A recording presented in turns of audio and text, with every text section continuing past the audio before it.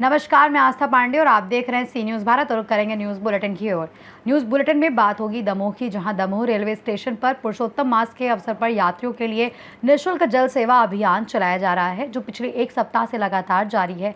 साथ ही बात होगी रोहतास की, जहां शेरशाह सूरी महोत्सव का सांस्कृतिक कार्यक्रम विवादों में आ गया है। ऐसी तमाम खबरों पर विस्तार से करेंगे चर्चा। खबर बलिया से है, जहां जिलाधिकारी मंगला प्रसाद सिंह की अध्यक्षता में व्यापार बंधु, उद्योग बंधु और श्रम बंधु की महत्वपूर्ण बैठक आयोजित हुई, जिसमें पुलिस कप्तान ओमवीर सिंह, मुख्य विकास अधिकारी सहित वाणिज्य कर विभाग के अधिकारी और बड़ी संख्या में व्यापारी उपस्थित रहे। बैठक में मुख्यमंत्री के निर्देशों के तहत सराफा व्यापारियों को सोने की ईंट और बड़े वित्तीय लेन देन में सतर्कता बरतने की सलाह दी गई। साथ ही जिलाधिकारी ने नगर पालिका स्तर की समस्याओं के त्वरित समाधान के लिए सभी अधिशासी अधिकारियों को सख्त निर्देश दिए। इस दौरान उत्तर प्रदेश उद्योग व्यापार संगठन के जिला अध्यक्ष अशोक गुप्ता द्वारा राज्यपाल आनंदीबेन पटेल को ज्ञापन सौंपते हुए संसद में महिला बिल को लेकर विपक्ष की भूमिका की निंदा का प्रस्ताव भी रखा गया। बैठक में व्यापारिक और प्रशासनिक मुद्दों पर विस्तार से चर्चा की गई। मेरा नाम अशोक कुमार गुप्ता, जिला अध्यक्ष उत्तर प्रदेश उद्योग व्यापार संगठन। अशोक जी, देखा जाए अभी आज विकास भवन में मीटिंग हो रही थी, किस चीज़ की मीटिंग हो रही थी? आप लोग किस मुद्दे को उठाने के लिए आप लोग आए थे यहाँ पे? ये बैठक जो है जिला स्तरीय उद्योग और व्यापार बंधु की हुई थी और श्रम विभाग की बैठक थी। इसके अध्यक्ष जो है हमारे जिलाधिकारी महोदय बलिया होते हैं, हम लोग सदस्य होते हैं और सभी सदन के साथ ये बैठक होती है। ये रिजोल्यूशन के लिए हाउस बिल को जो है विपक्ष द्वारा जो है गिरा दिया गया, जिसके लिए उत्तर प्रदेश उद्योग व्यापार संगठन ने माननीय जिलाधिकारी महोदय के माध्यम से उत्तर प्रदेश की महामहिम को जो है हम लोगों ने एक पत्रक भेजा है, उसमें निंदा प्रस्ताव पेश किया है। दूसरी बिंदु है कि जो व्यापार बंधु के एजेंटों में मुख्य रूप से सराफा व्यापारियों का था कि सराफा व्यापारियों में डॉलर का जो हमारा देश की अर्थव्यवस्था डॉलर के अनुसार जो बदल रही है, उस व्यवस्था को जो है कैसे सुदृढ़ किया जाए, इसको जिलाधिकारी महोदय ने निर्देश दिया है। और अगली बैठक में जो है हमारे जितने भी व्यापारी प्रतिनिधि हैं उनके द्वारा सक्षम अधिकारियों के साथ बैठ करके और जो भी समस्याएं थी उसका दिशा निर्देश दिया गया है। तो आप लोगों ने क्या मांग किया इन जिलाधिकारी से और क्या जिलाधिकारी से? मुख्य रूप से ये अभी तो हमारे संगठन द्वारा जो है ये मांग किया गया है कि स्टेशन मालूदाम रोड में जो है जो पीछे जो नाली है उसको अधिशासी अधिकारी द्वारा जो है ईओ द्वारा और चेयरमैन द्वारा बनाया जाए। इस पर जो है जो भी आवश्यक निर्देश और कार्रवाई के लिए था जिलाधिकारी महोदय ने उनको निर्देशित किया है। और दूसरी समस्या है कि फायर डिपार्टमेंट से लेकर के और उसके आगे हमारा है कि नदी क्षेत्र में इस तरह का हमारा नक्शा बनाने में परेशानियां हो रही हैं, उसको रखा गया। और भी चर्चाएं रखी जो कि बरसात आने वाली है और नालियों की सफाई न करने से पूरे देश में पूरे बाजार में हमारे संक्रमण चीजें फैल सकती हैं, इसके बारे में भी फोकस किया है। बलिया से सी न्यूज़ संवाददाता आनंद की रिपोर्ट। खबर भीनमाल की, जहां जालोर जिले के भीनमाल शहर में हाई स्कूल के पास बदमाशों ने स्कूटी सवार युवक पर दिन दहाड़े लोहे की सरियों से जानलेवा हमला कर दिया और बाद में उसे स्कॉर्पियो गाड़ी से कुचलने का प्रयास भी किया। इस दुस्साहसिक वारदात के बाद आरोपी मौके से फरार हो गए, जबकि गंभीर रूप से घायल युवक को स्थानीय लोगों ने अस्पताल पहुंचाया, जहां उसका उपचार चल रहा है। घटना की सूचना पर पहुंची पुलिस ने अज्ञात हमलावरों के खिलाफ मामला दर्ज कर सीसीटीवी फुटेज के आधार पर जांच व तलाश शुरू कर दी है। प्राथमिक तौर पर मामला आपसी रंजिश का माना जा रहा है। खबर भीनमाल से सी न्यूज़ संवाददाता हेमंत नागौरी की रिपोर्ट। खबर दमोह से है, जहां रेलवे स्टेशन पर गायत्री शक्तिपीठ और गायत्री परिवार से जुड़े सदस्यों द्वारा पुरुषोत्तम मास के अवसर पर यात्रियों के लिए निःशुल्क ठंडे आरओ जल सेवा अभियान चलाया जा रहा है, जो पिछले एक सप्ताह से लगातार जारी है। प्रथम दिन 20 कैंपर से शुरू हुई ये सेवा दूसरे दिन 40, फिर 50 और पिछले 3 दिनों से प्रतिदिन लगभग 70 कैंपर पानी तक पहुंच गई है, जिससे बड़ी संख्या में रेल यात्रियों को राहत मिल रही है।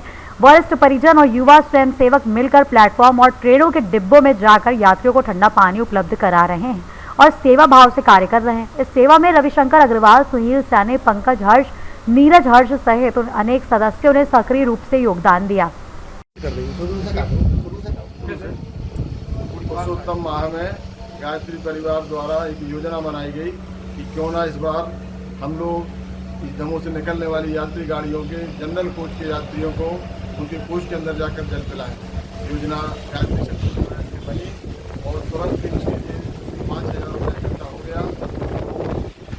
22 युवाओं के नाम और 10-12 हमारे वरिष्ठ लोग हम लोग साथ हो गए और 17 तारीख से निरंतर ये अभियान चल रहा है। लोग कह रहे हैं कि ऊपर से आग बरस रही है, इतना बड़ा चारों तरफ से हाई अलर्ट आ रहा है फ्लू का, लेकिन आप लोग कर रहे हैं। तो हमने कहा हमारे गुरु का आदेश है, इस सेवा से बड़ा कोई धर्म नहीं है और मानव सेवा ही माधव सेवा है। इसलिए हमारे भाई लोग सब यहाँ पर आकर सहयोग कर रहे हैं, गायत्री शक्ति से जुड़े हुए, और हमारी बहनें घरों से अपने कभी ठंडा पेयजल, कभी ठंडा मैंगो शेक, कभी ठंडा पना, कभी ये अपना ORS ये निरंतर भेज रही है। और कार्यकर्ताओं के लिए बड़ा उत्साह का माहौल है। हम लोग को ऐसा लग रहा हो कि पुरुषोत्तम माह का त्यौहार सेवा की परीक्षा लेने आया है और हम लोग उसमें परीक्षा दे रहे हैं। धन्यवाद। दमोह से सीनियर संवाददाता संतोष की रिपोर्ट। खबर इंदौर से है, जहां हाट पिपलिया थाना क्षेत्र के ग्राम आमला ताज में पारिवारिक रंजिश और जमीन विवाद को लेकर एक हफ्ता पहले देर रात घर में घुसकर एक परिवार पर जानलेवा हमला किए जाने का मामला सामने आया है, जिसमें पीड़ित पक्ष ने गंभीर आरोप लगाते हुए कहा है कि अब तक आरोपी पुलिस की गिरफ्त से बाहर है और वो खुलेआम धमकियां दे रहे हैं। पीड़ित प्रदीप सिंह ठाकुर के अनुसार घटना रात करीब 2 बजे हुई, जब शुभम ठाकुर और उसके साथियों ने हथियारों से लैस होकर घर में घुसकर लोहे की सब्बल, टामी और तलवार से हमला कर दिया, जिसमें संदीप सिंह ठाकुर गंभीर रूप से घायल हो गए और बीच बचाव करने पहुंचे परिजनों के साथ भी मारपीट की गई। घायलों का इलाज इंदौर में जारी है और पीड़ित पक्ष ने पुलिस पर ढुलमुल कार्रवाई का आरोप लगाते हुए कहा है कि मामले में हत्या के प्रयास जैसी गंभीर धाराएं नहीं लगाई गई। पीड़ित परिवार ने जल्दी पुलिस अधीक्षक को ज्ञापन सौंपकर आरोपियों की गिरफ्तारी और सख्त धाराओं में कार्रवाई की मांग करने की बात कही है। गंभीर अवस्था में भर्ती है। किसने आप पे हमला करा था और कब करा था? 2 बजे रात को करा था शुभम ठाकुर और श्याम ठाकुर ने। जी, क्या किस तरह से हमला हुआ था?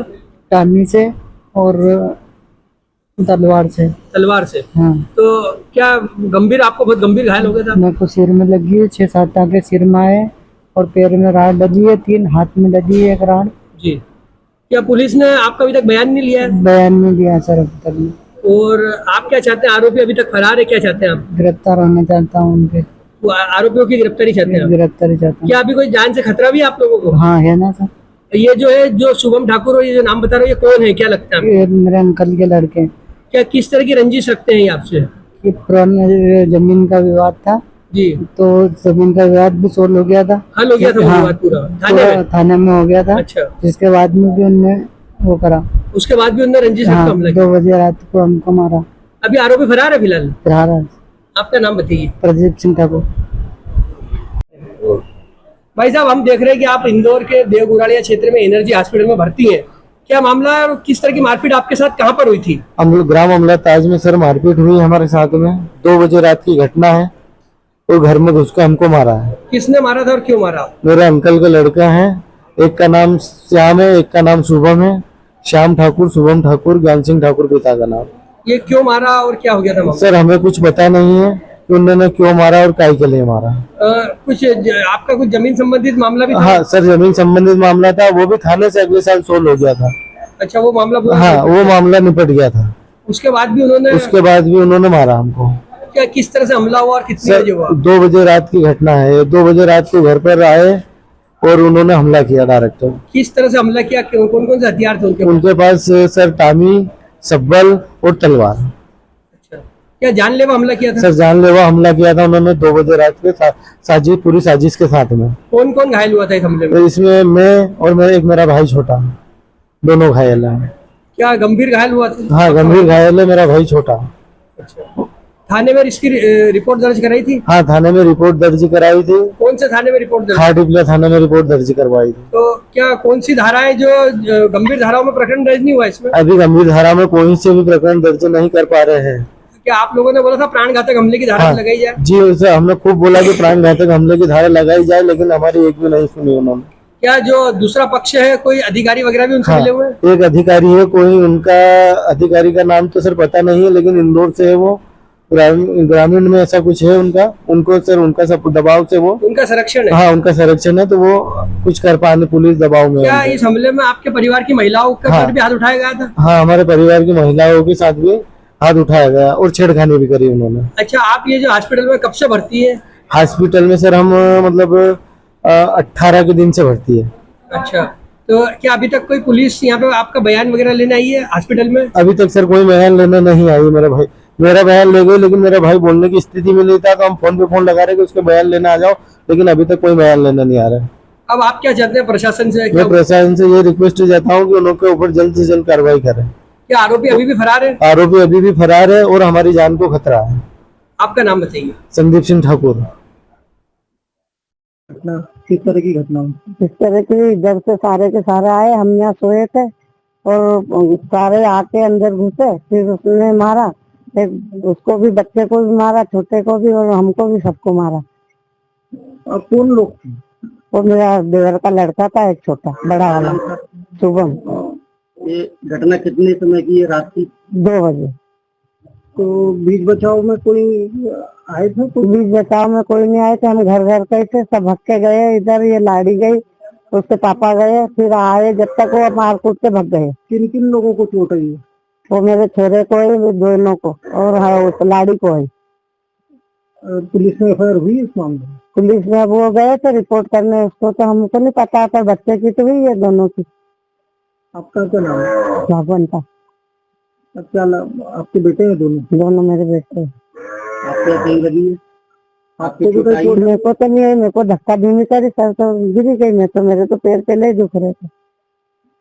और बच्चे को जिसको मारा उसको तो गिरा दिया, टोक के फेंक दिया। वो तो इधर फेंका पत्थर की तरफ, भाग रहे थे वो तो वो फिर उठते हुए लेके भाग गई, बड़ी लाड़ी दोनों बच्चे को।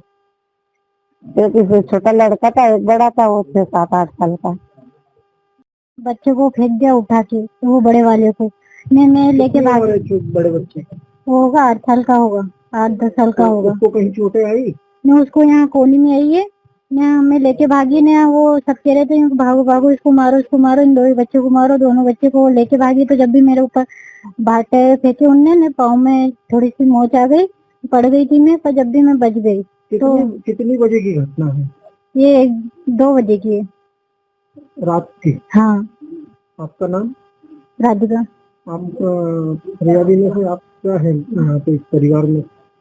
देवर लगते हैं वो मेरे। देवर लगते हैं? हाँ।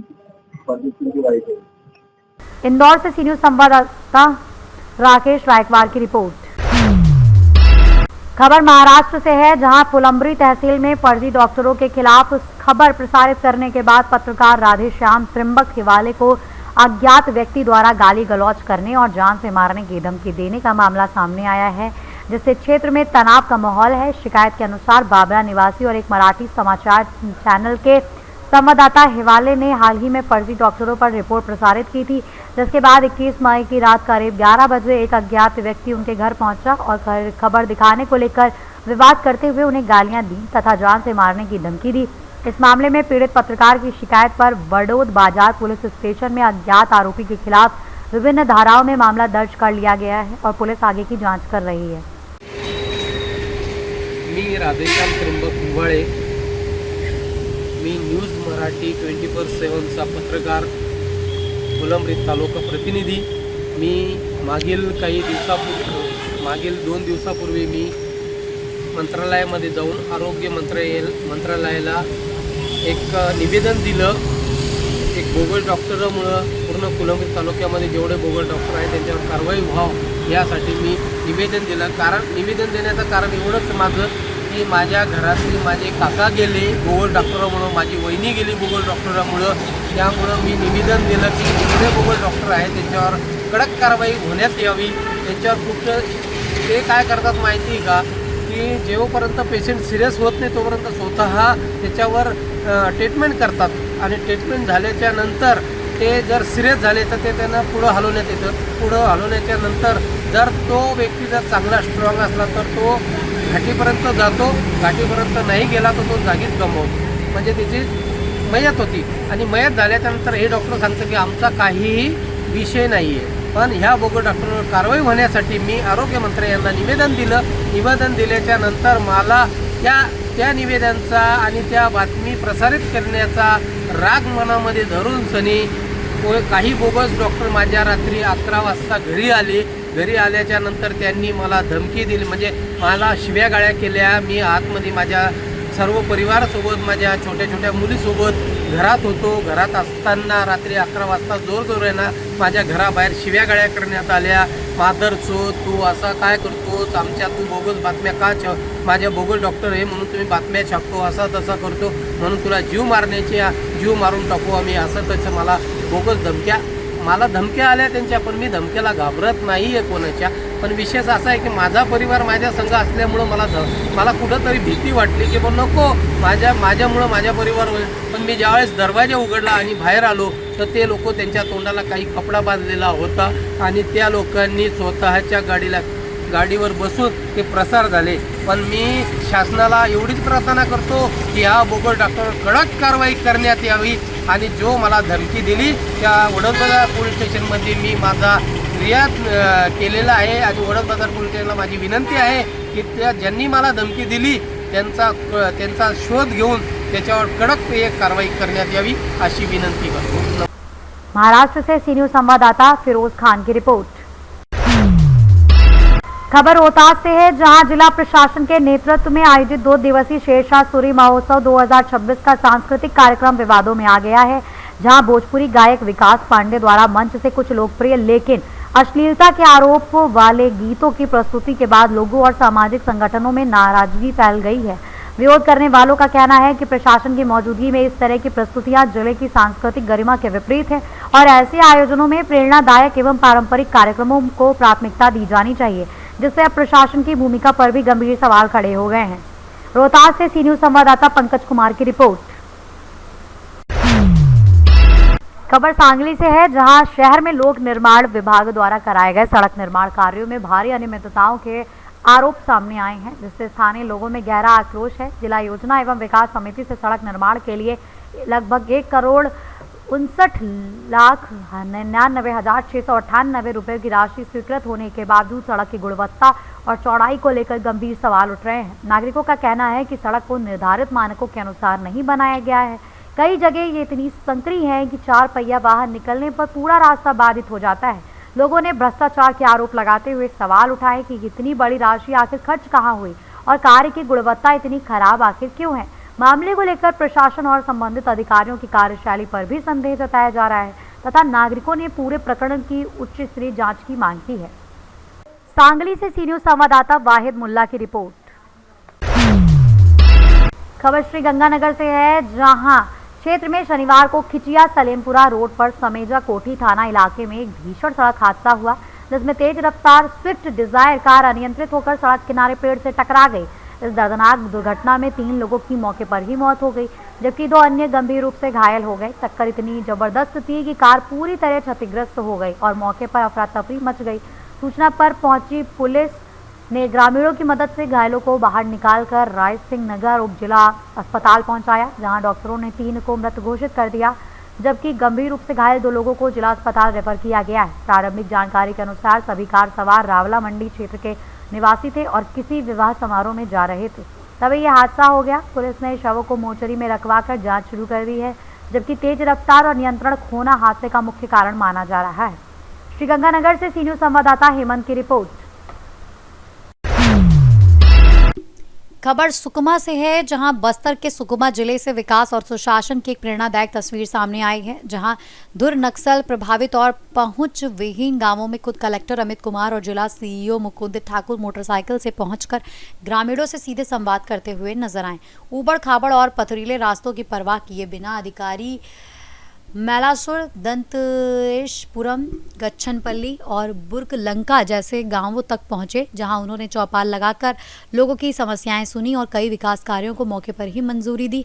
प्रशासन का मुख्य फोकस स्वास्थ्य, शिक्षा और पेयजल व्यवस्था पर रहा, जिसके तहत उप स्वास्थ्य केंद्र, नए डैम, बोरिंग और सुशासन परिसर जैसी परियोजनाओं को हरी झंडी दी गई। बारिश से पहले इन गांवों को पक्की सड़कों से जोड़ने के भी निर्देश दिए गए। इस दौरे से ग्रामीणों में उत्साह और भरोसा बढ़ा है और इसे क्षेत्र में सुशासन की दिशा में एक महत्वपूर्ण कदम माना जा रहा है। सुकमा से सी न्यूज संवाददाता चंद्रशेखर की रिपोर्ट। खबर टीकमगढ़ से है, जहां लगातार मिल रही शिकायतों के बाद शनिवार को कलेक्टर विवेक श्रोत्री ने नगर पालिका अधिकारियों के साथ नजाई सब्जी मंडी का निरीक्षण किया और व्यापारियों, सब्जी विक्रेताओं व स्थानीय लोगों से बातचीत कर उनकी समस्याएं सुनी। निरीक्षण में सामने आया कि मंडी के 4 टीन शेडों में से 2 पर बड़े व्यापारियों का कब्जा है, जिससे ग्रामीण क्षेत्रों से आने वाले छोटे सब्जी विक्रेताओं को तेज धूप में बैठकर काम करना पड़ रहा है। महिला विक्रेताओं ने शौचालय और पानी पीने के व्यवस्था न होने की समस्या उठाई, जबकि ग्राहकों और व्यापारियों ने यातायात बाधित होने की शिकायत की। स्थिति को गंभीर मानते हुए कलेक्टर ने नगरपालिका सीएमओ को मंडी का मास्टर प्लान तैयार करने का, छायादार टीन शेड, पेयजल जैसी मूलभूत सुविधाएं विकसित करने के निर्देश दिए। बताया गया कि इससे पहले भी मंडी की अव्यवस्थाओं को लेकर सोशल मीडिया और जनप्रतिनिधियों द्वारा आवाज उठाई जा चुकी है, जिसके बाद अब प्रशासन ने सुधार की दिशा में काफी कदम बढ़ाए हैं। नगरपालिका कर्मचारी की सुबह 7 बजे से हम लोग ने निर्णय लिया है, 7 बजे से रखेंगे और 10-11 बजे तक वो रहेगा, क्योंकि अक्सर ये देखने में आता है कि एक बेचारा जो हमारा भाई कुशवाहा बंधु, बुनकर बंधु, जो भी सब्जी गरीब दुकानदार है बेचने वाले, जब वो बेचने आते हैं तो उनका टमाटर या प्याज या आलू जो भी लेके आते हैं वो 50 किलो लेके आए हैं, लेकिन उधर का जो बाहुबली शख्स है नजाई के अंदर जो कब्जा किए बैठा है, उसका 1 क्विंटल माल उसको बेचना पड़ेगा। तो ये जो कहीं ना कहीं अत्याचार, जो मैं शब्द का इस्तेमाल कर रहा हूँ, अत्याचार है, इसको भी हम, इस विसंगति को भी खत्म करेंगे। ये सारे निर्णय आज हम लोगों ने प्रशासन के साथ लिए हैं, तो ये आने वाले 1 सप्ताह के अंदर सारी चीजें व्यवस्थित देखने को मिलेगी। टीकमगढ़ से सी न्यूज संवाददाता अवधेश की रिपोर्ट। फिलहाल इस बुलेटिन में बस इतना ही। बाकी देश और दुनिया की तमाम बड़ी खबरों के लिए बने रहिए सी न्यूज भारत के साथ।